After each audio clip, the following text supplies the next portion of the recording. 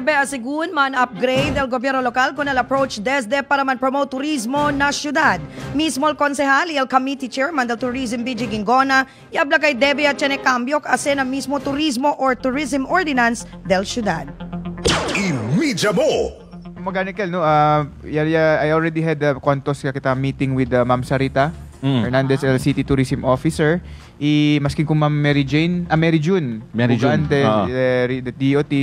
There is really a need to update our tourism code here in the city, no?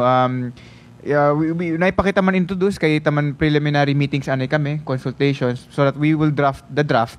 And then man sabit na council, amo pakita man komite. Asigun kung Gingona kay importante el kontribusyon y el kooperasyon del mga privado sektor junto con el gobierno lokal na industriya del turismo aquí na diaton syudad, especialmente na promosyon del tourist spot aquí na Zamboanga.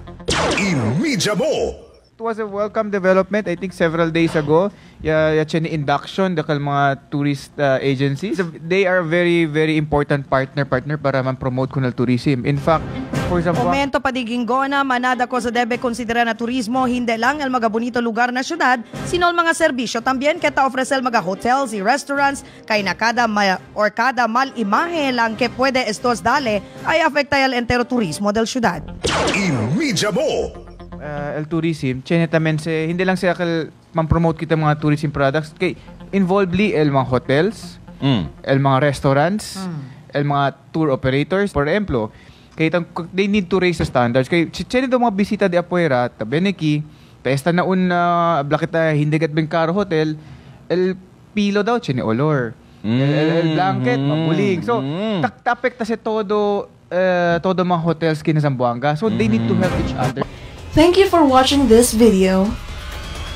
Like us on Facebook for more news update. eMediamo official Facebook page. Follow us on Twitter at eMediamo.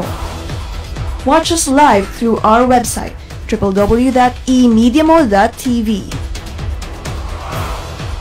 For comments, suggestions, or any concerns, please feel free to email us at emediamo@gmail.com. You may subscribe on our YouTube channel, YouTube/eMediaZamboanga. Subscribe now.